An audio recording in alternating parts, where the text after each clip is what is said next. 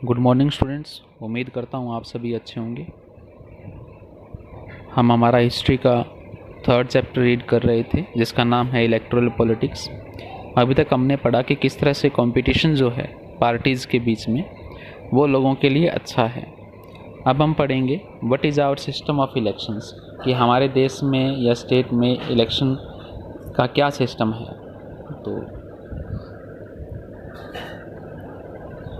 can we say that Indian elections are democratic?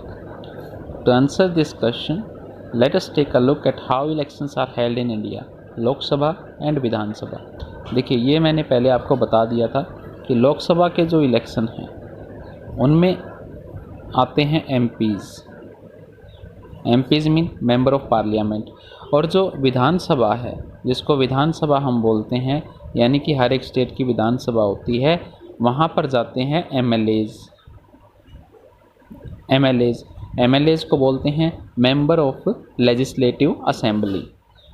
तो लोकसभा जो है वो नेशनल लेवल की गवर्नमेंट बनाने के लिए रिस्पॉन्सिबल है, और विधानसभा जो है वो स्टेट गवर्नमेंट के लिए।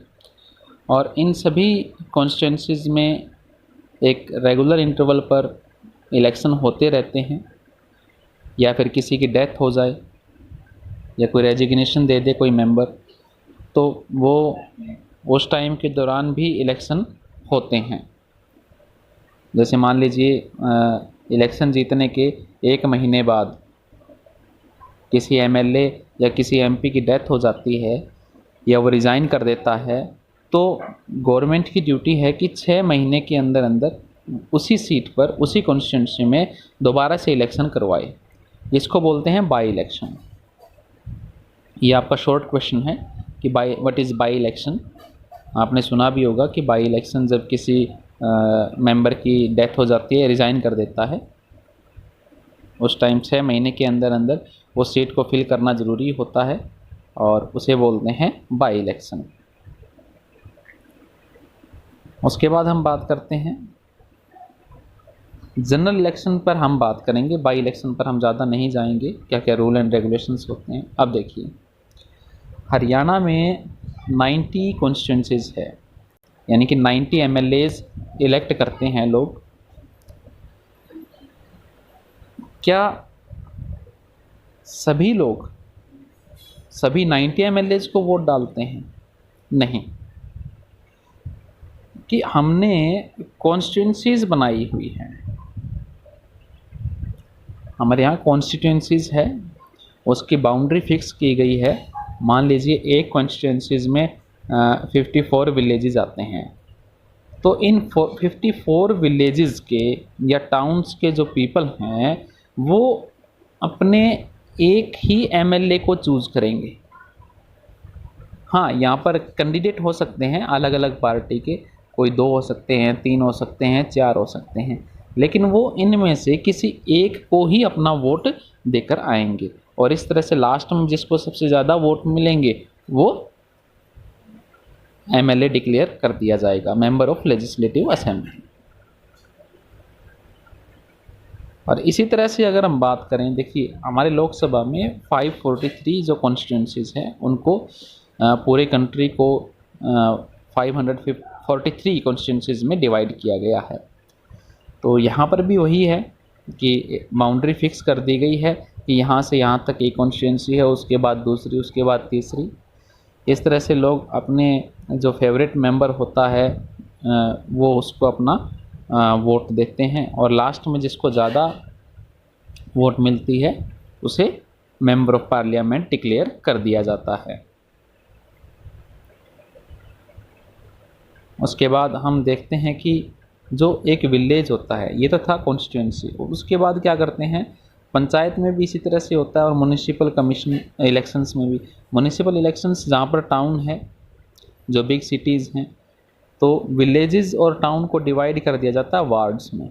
आप अपनी लोकेलिटी में देख सकते हैं कि वार्ड 1, वार्ड 2, वार्ड 3, आप अपना एड्रेस देते हैं तो उसमें लिखते हैं कि हम इस वार्ड में रहते हैं। तो इस तरह से हर एक वार्ड जो है वो अपना एक मेंबर चूज़ करता है लोकल बॉडी के लिए। और इसी तरह से अगर हम बात करें कि जिस पार्टी की ज़्यादा एमएलए जीत कर जाते हैं, जैसे लोकदल के हमने देखे कि 60 जो मेंबर्स हैं वो जीत कर गए थे, तो उनकी जो गवर्नमेंट बन गई थी। इसी तरह से 50% से ज़्यादा जिसके पास एमएलएज होंगे कॉन्स्टिट्यूंसीज के जीते हुए, तो वो पार्टी गवर्नमेंट बनाती है। तो ये देख लीजिए।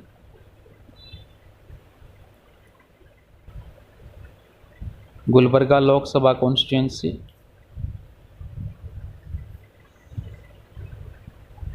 और ये कर्नाटक में कालाबुर्जी डिस्ट्रिक्ट दिया हुआ है।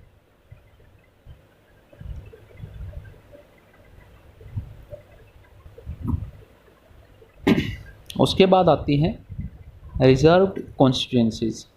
रिजर्व्ड कॉन्स्टिट्यूंसी मीन्स जो एससी और जो एसटी हैं, एससी और एसटी हैं, इनके लिए कॉन्स्टिट्यूंसी कुछ रिजर्व की गई है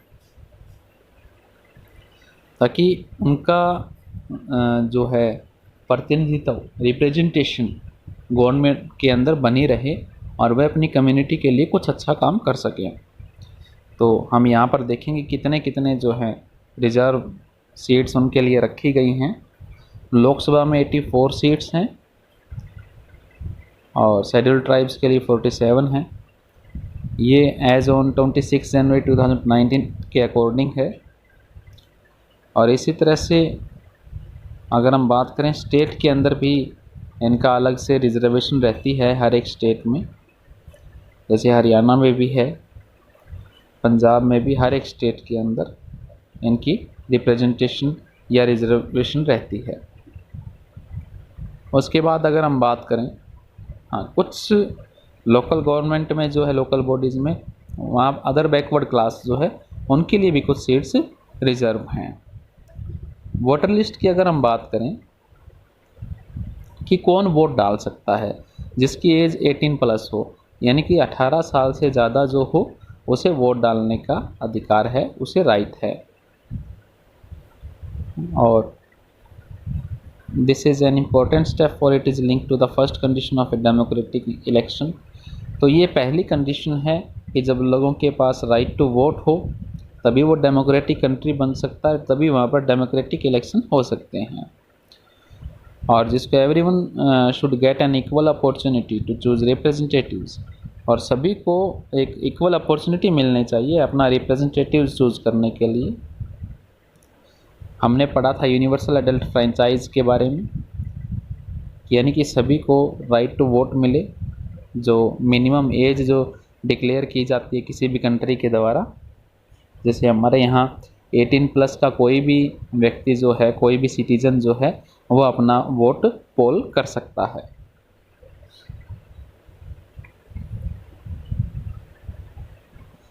अब यहाँ पर किसी के साथ कोई डिस्क्रिमिनेशन नहीं होता है। जितने भी, कोई भी किसी के राइट टू वोट को डिनाई नहीं कर सकता विदाउट अ गुड रीज़न, यानी कि एक बहुत बड़ा रीज़न चाहिए होता है उसके लिए। अगर हमें किसी के वो राइट टू वोट जो उसको डिनाई करना हो, तो उसको मना करना हो कि आप वोट नहीं कर सकते, तो उसको डायरेक्टली छोटी सी बात के लिए मना नहीं कर सकते, कोई बहुत अच्छा रीज़न चाहिए होता है उसके लिए। जैसे कुछ लोग रिच होते हैं, कुछ पुअर होते हैं, कुछ हाईली एजुकेटेड होते हैं, कुछ एजुकेटेड होते ही नहीं हैं, और some are kind, others are not so kind, कुछ काइंड होते हैं, कुछ नहीं होते हैं। तो डिफरेंट होते हैं, हर एक सिटीज़न एक दूसरे से अलग है, लेकिन फिर भी सभी को राइट टू वोट है। वहाँ पर रिलीजन, जेंडर, कास्ट के बेसिस पर कोई उनके साथ किसी तरह का डिस्क्रिमिनेशन नहीं किया जा सकता।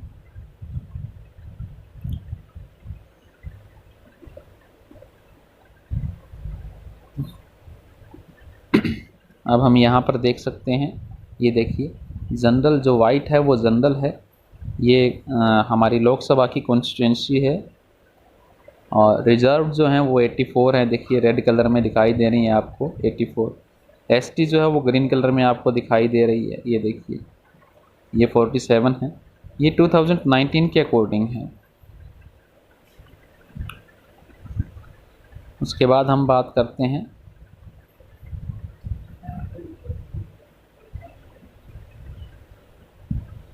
कि कौन कौन वोट डाल सकता है। तो ये गवर्नमेंट की ड्यूटी है कि वोटर लिस्ट में किस किस का नाम डाले। अब देखिए, जैसे कोई किसी की डेथ हो गई है, मान लीजिए किसी की डेथ हो गई है, तो वो तो वोट पोल नहीं कर सकता ना, तो उसका नेम क्या होगा, वोटर लिस्ट से डिडक्ट कर दिया जाएगा, उसका काट दिया जाएगा। या फिर मान लीजिए कोई क्रिमिनल है और गवर्नमेंट उससे उसका ये राइट टू वोट जो है वो उससे छीनना चाहती है, उसको डिनाई करना चाहती है, तो गवर्नमेंट क्या करेगी, वो उसको डिनाई कर देगी।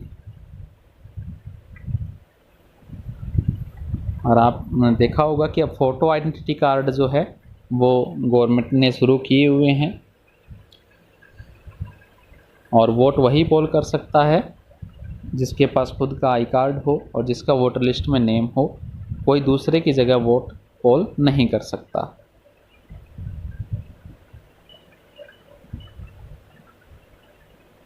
उसके बाद यहाँ पर देखिए क्या है, supreme court, every candidate has to make a legal declaration giving full details of serious criminal cases pending against the candidate.